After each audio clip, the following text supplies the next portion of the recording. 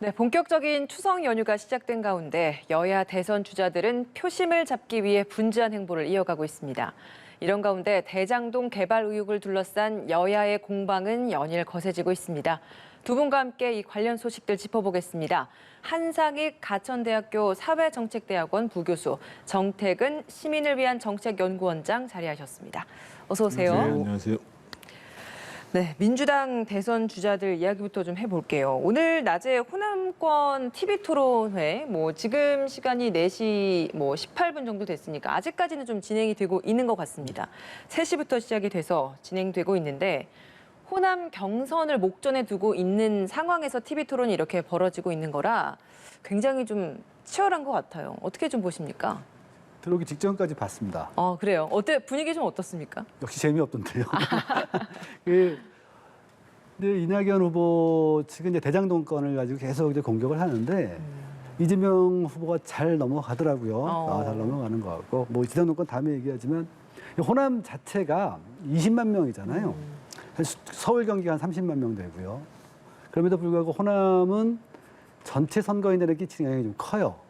수도권 지역에도 호남 쪽 사람들 좀 많고.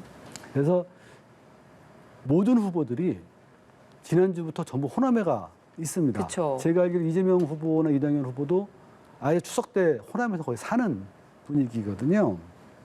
그래서 이 TV 토론뿐만이 아니라 아마 조직적인 게 굉장히 치열할 거예요. 치열한 상황에서 TV 토론을 붙었는데 이게 이제 TV 토론이 제가 재미가 별로 없어요라고 한 게 우선 5명, 6명이 TV 토론을 하면 논의가 흩어지고 한 5, 6분 사이에 얘기를 하니까 서로 확실해지진 않습니다. 이 대장동 건도 이낙연 후보하고 박용진 후보가 공격을 하긴 했는데 들어도 이게 지금 이재명한테 불리한 건지 이재명한테 유리한 건지 모를 그렇게 얘기가 복잡하게 흘러가거든요. 그래서 TV 토론 자체는 격렬하게 해보고 싶은 이낙연 후보와 그걸 잘 방어하고 있는 이재명 이렇게 되고 있는 것 같고 밑에서도 훨씬 더 치열할 겁니다. 밑에 조직 이런 데서요. 알겠습니다. 어떻게 보십니까? 그동안 사실은 이낙연 후보가 이제 이슈를 만드는데 실패를 했죠. 그래서 주로 이제 네거티브를 계속 하면서 그게 별 효과를 못 봤는데 이번 호남권 토론과 다음 주에 있었던 그 권리당원 투표 전에 몇 가지 이슈가 생긴 거예요. 첫 번째가 어떻든 다른 지역은 몰라도 그 이낙연 후보가 의원직을 의원직 사퇴하는 것이 어떻든 호남권 권리당원들한테 상당히 영향을 줬을 가능성이 크고 그래서 사실은 두 번째로 보면은 다른 지역과 다르게 호남권에서 지금 이낙연 후보가 앞선다라는 여론조사가 한 2개 정도가 나왔어요. 이게 네. 전국적으로 처음 있는 일이거든요.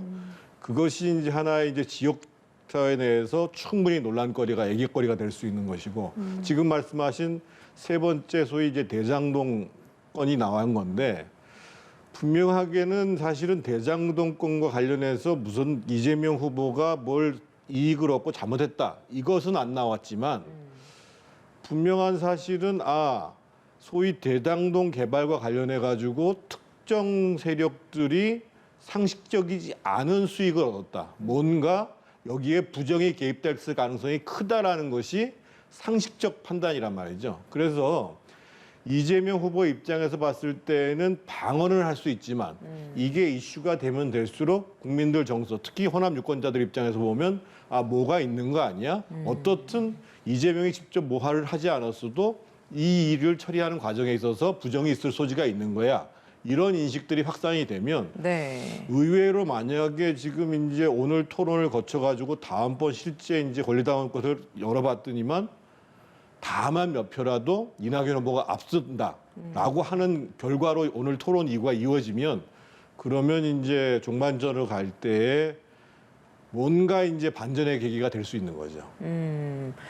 그 대장동 관련된 의혹 그 부분에 대한 질문을 드려볼게요. 보면 이재명 후보 측에서는 전혀 단 1원도 받은 게 없다. 이런 주장을 하고 있고 오히려 야권에서의 게이트다, 국민의힘에서의 게이트다 이런 주장을 하고 있잖아요.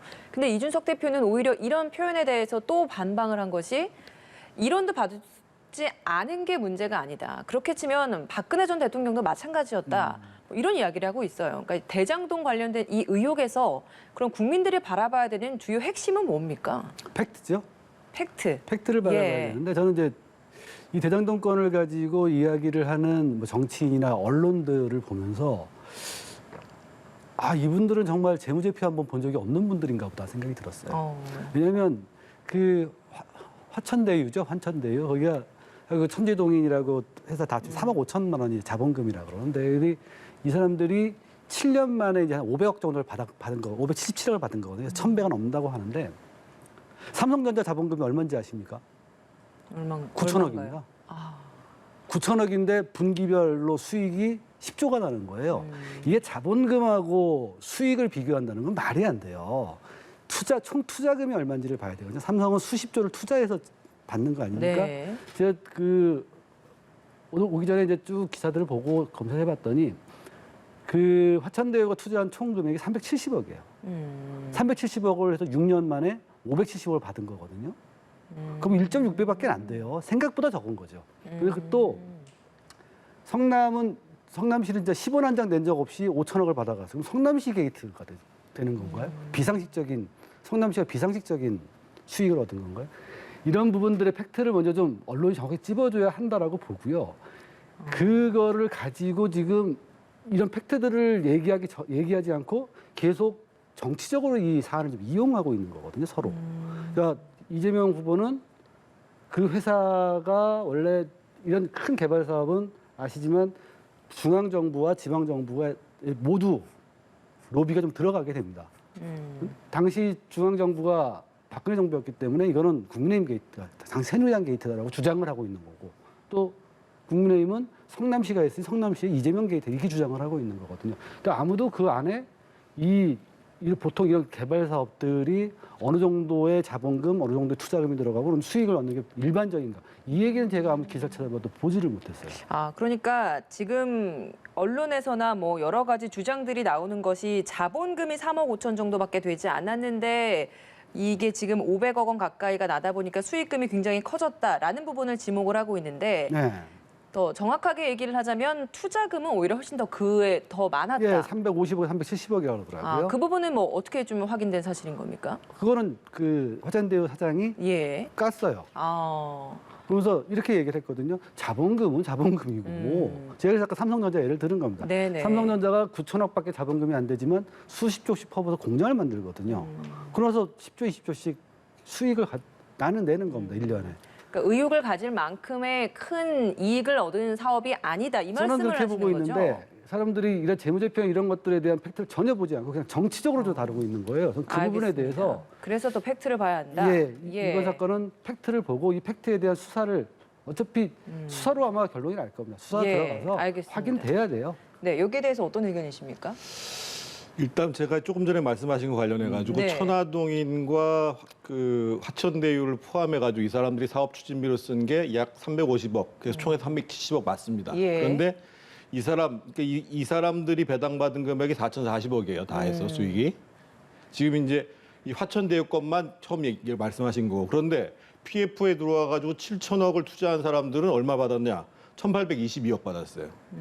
그래서 제가 먼저 이렇게 얘기하면 지금 시청자 여러분들이 잘 모르실 것 같아가지고 좀 설명을 복잡합니다. 해드리면 이 사건에 있어서 일단 이재명 지사와 관련이 있냐 없냐라는 문제는 차후의 문제예요. 그리고 뭔가 의심스럽지만 무슨 권순일 대법관이니 박영수 특검이니 무슨 뭐 곽상도 아들이니 뭐 이런 것도 차후의 문제예요. 가장 첫 번째로는 세 개의 컨소시엄이 들어왔는데 하나은행 컨소시엄, 지금 화천대유가 들어가 있는 하나은행 컨소시엄하고 세 군데가 있는데 이게 총 1조 5천억짜리 프로젝트거든요. 접수된 날 바로 그 다음 날 심사를 했어요. 네. 첫날 저대평가, 두째 날 상대평가를 하는데 그것도 또 심사 과정에서 성남 도시개발 사람들이 들어와 있었어요. 예. 그래서 과연 이런 식으로 사업자 선정을 하는 경우가 있느냐. 예를 들면 서울시 같은 데서 만약에 사업자 선정을 하게 되면 내부에서 들어가지도 않을 뿐만 아니라 쭉 풀이 있습니다. 심사위원들. 무작위로 추첨해서 하고 이렇게 바로 하지도 않습니다. 그래서 처음에 성남 도시개발공사의 사람이 들어간 상황 속에서 나온 절대평가를 가지고 그 다음날 4시간 다시 해서 결정됐다는 거거든요. 그래서 첫 번째로 밝혀져야 될 건 뭐냐면 과연 이 컨소시엄이 선정되는 데 있어서 문제가 없었느냐. 이게 첫 번째 문제고 두 번째 문제는 결국은 이 화천대유하고 천화동인 쪽 사람들이 실제로 5개 구역을 다시 수의계약으로 토지를 매입하게 됩니다. 그런데 이 매입하는 가격이 대략 평당 1,200만 원에 매입을 해요. 그런데 그 당시에 대장동의 경제입찰로 들어온 평균 가격이 1,900원이에요. 그러니까 65%의 수의계약을 받게 돼 있어요. 그러니까 네. 보통 리스크가 있어서 뭐 15%, 10% 이하로 주는 건 가능합니다만 35%나 싸게 해서 거기서부터 또 별도의 이익이 2천억 발생을 해요. 과연 이렇게 낮은 가격의 수의계약으로 토지를 주는 경우가 있느냐? 그래서 실제로 문제가 됐던 게 계속 사람들이 문제가 삼는 게 지금 이제 그 천화동인을 구성하고 있는 6개 펀드에 사람들 이름이 나오기 시작하고 있어요. 그러면 이러한 배당이 가능한 협의를 어떻게 했느냐? 이것도 수사거리인 거예요. 네 번째로 말씀을 드리면 지금 이 화천대유와 천화동인을 중심으로 해가지고 의심스러운 자금 현찰 거래가 있어 왔다라는 거예요. 그래가지고 5개월 전에 소위 우리 금융정보분석원 FIU라고 그러죠. 거기서 경찰에다가 신고를 했어요. 야, 이거 이상하다. 그랬더니만 그동안 경제팀에서 용산경찰서 경제팀에서 5개월 동안 가지고 있다가 뭐 보니까는 이성문 대표도 한번 왔다 갔긴 했단 말이에요. 했다고 얘기해요.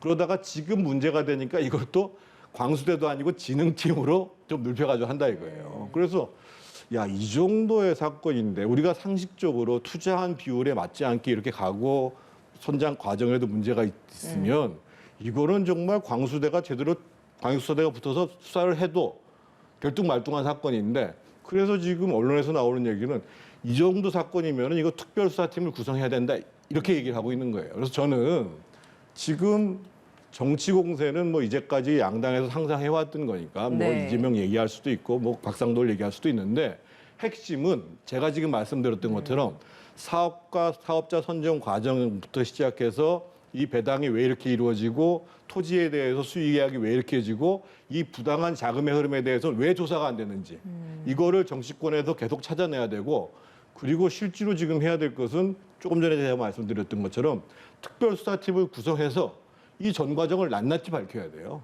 이미 지금 성남 도시개발공사 내부자들 사이에서 나오는 얘기가 사실은 이러한 진행 과정은 문제가 있었습니다 하고 했음에도 불구하고 지금 유모식이라고 해서 그 이재명 지사하고 대단히 가깝다고 하는 이 사업 진행에 있어서 사실상을 그 당시 사장 대행을 했던 사람 그 사람이 밀어붙였다는 증언이 지금 나오고 있잖아요. 그래서 저는 누구의 예를 들면 최상층부에 누가 관련됐냐라는 것보다도 일관되게 말씀드리는 것은 지금 말씀하시는 팩트에 대한 검증의 실체는 이 내용이다. 이거를 특별수사팀을 통해서 조사를 해야 된다.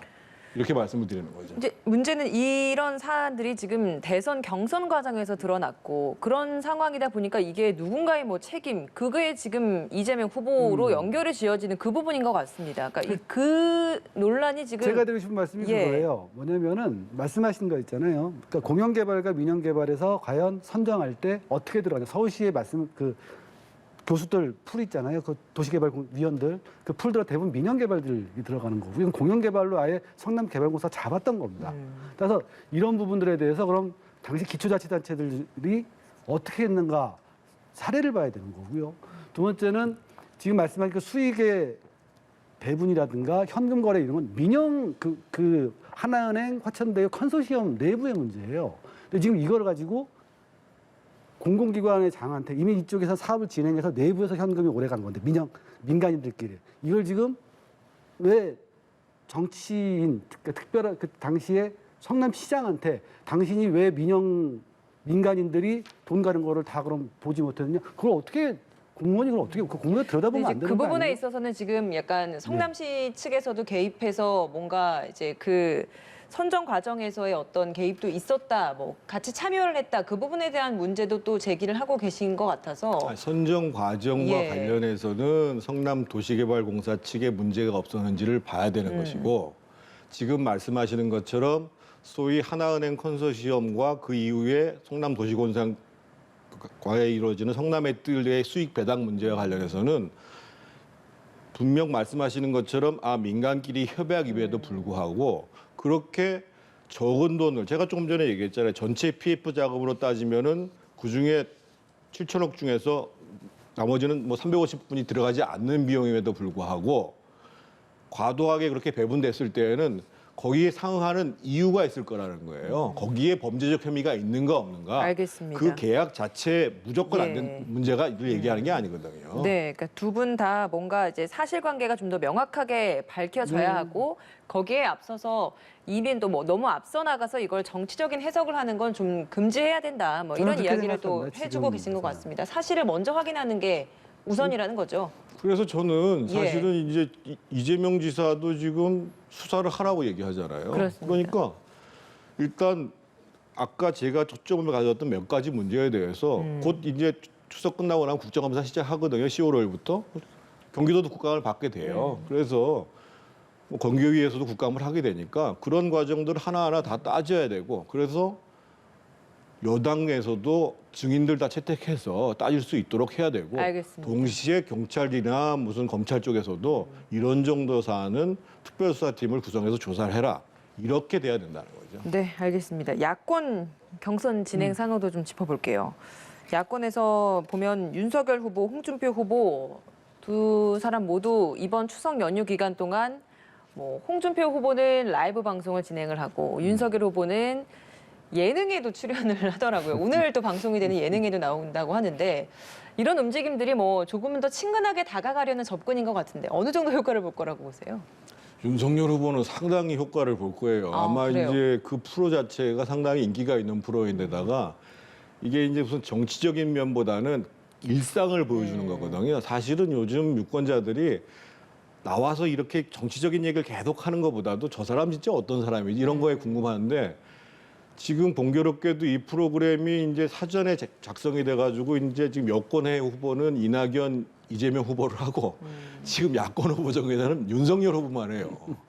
그러면 상대적으로 윤석열 후보한테는 상당히 이익이 되죠. 그런데다가 지금 이제 그 홍준표 후보는 상당히 상승 기류로 있다가 첫 번째 토론을 하면서 소위 이제 조국을 옹호했다는 이유로 해서 그동안 지지율이 상승했던 20대, 30대들한테서도 아주 굉장히 비판적인 여론을 받고 있는데다가 그 문제를 가지고 당내 다른 후보들이 집중적으로 공격을 하고 있는 상황이잖아요. 그래서 어떻든 공교롭게도 그 뭐 의도했던 것은 아닙니다만 홍준표 후보는 상당히 쓰라린 추석 연휴를 맞게 되는 거고 윤석열 후보는 정말 본인이 의도한 건 아니지만 상대방의 실수에 더해가지고 그 TV 프로 예능 프로라는 것도 상당히 득을 보게 되는 이런 결과를 가져올 것 같습니다. 어떻습니까? 교수님 생각은 어떠세요? 말씀하신 대로 굉장히 득을 볼 거예요. 어. 근데 우리 이제 정치학계에서는 굉장히 비판적으로 보고 있는데요. 그러니까 정치라는 것이 어떤 정책이나 진지한 국정의 논의가 아니라 이른바 예능이라고 말하는 사실 거짓말이 절반일 수도 있는 이미지 마케팅이죠. 우리 저 무릎팍도사의 안철수 옛날에 힐링 캠프의 박근혜 문재인 생각하시죠? 네. 사실은 그것이 대통령 대 무슨 관계가 있겠습니까? 근데 이걸 갖다 이제 소비하는 거거든요. 근데 지금 말씀하신 대로 그 정치에서는 유권자가 시민으로서 유권자가 돼야 되는데 시장의 소비자가 예능 소비자가 돼버리는 현상이에요. 그래서 이 현상을 에리 프롬 같은 경우에는 정치가 이제 소프 오페라처럼 되고 있다. 이렇게 돼서는 정치가 안 된다라고 할 정도로 되게 안 좋게 보는 현상인데 이게 이제 말씀하신 대로 그 정치인들과 그 옐로우 저널리즘이죠. 옐로우 언론, 그 예능의 어떤 이해관계가 합쳐져 갖고 이렇게 되는 거예요. 그래서 말씀하신 대로 윤석열, 이재명 이분들은 좋겠죠. 하지만 그리고 홍준표 후보는 가슴 아프겠죠. 하지만 어쨌든 정치 전체 현상으로 봤을 때는 별로 좋은 현상은 아니다라고 저는 그렇게 말씀을 드립니다. 알겠습니다. 다른 후보들 얘기도 좀 해보고 싶어요. 유승민 후보가 대구를 찾아서 박정희 전 대통령 생가를 방문을 했는데 윤석열 후보가 며칠 전에 방문을 했을 때도 항의하는 시민들이 굉장히 많았는데 유승민 후보도 지금 마찬가지인 상황이 생겼단 말이에요. 지금 TK 지역의 민심이 어떤 건지 이게 궁금합니다. 혹시 들리는 거 있습니까? 다수는 아니고요. 그러니까 분명하게 그 박정희 대통령, 특히 박근혜 대통령이 이제 현재 지금 이제 감옥 생활을 하는 거에 대해서 아주 강력하게 그 책임의 일단을 뭐 윤석열이나 유승민 후보에게 돌리는 분들이 있는 게 사실이거든요. 근데 이 문제는 어차피 피해갈 수가 없는 사안이에요. 그런데 더 중요한 사실은 뭐냐면 대구 경북 지역에 있어서도 정권 교체에 대한 열망은 대단히 높은 거예요. 그건 어디서 나타나냐면 예를 들면 지금 여론조사 모든 여론조사에서 윤석열 후보가 그래도 홍준표 후보를 많이 앞서고 있는 게 현실이에요. 무슨 얘기냐? 그러한 이 탄핵 과정에 있어서의 뭔가 그 서운함이 존재함에도 불구하고 지금 제일 중요한 것은 정권 교체다라고 생각을 하는 거거든요. 그래서 저는 유승민 후보 같은 경우에도 이것을 피해갈 수 없다고 봐요. 그래서 그냥 정면 돌파한다. 그러니까 오히려 내가 진정으로 박근혜 정부가 잘 가기 위해서 쓴소리를 한 거였고 예. 지금 이 과정들을 빨리 해결하는 것도 정권 교체를 하는 것 외에는 방법이 없습니다. 이렇게 가야지 내가 계속 박근혜 대통령 편에 서지 않은 거에 대해서 죄송하게 생각합니다. 라고 하면 그나마 얻는 지지표도 날아간다는 거죠. 그래서 상당히 어렵지만 저는 윤석열 후보도 마찬가지고 유승민 후보도 마찬가지고 이거는 정면 돌파하겠다라는 당당한 자세로 갈 수밖에 없고 저런 일들이 한두 번 쌓여지면 아마 이제 그 극렬하게 저렇게 행동하시는 분에 대한 여론도 또 돌아갈 수가 있어요.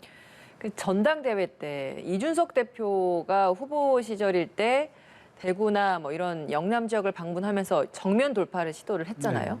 그러니까 탄핵은 그 당시에는 불가피한 선택이었다. 그때 돌아간다고 해도 또다시 나는 선택을 할 것이다.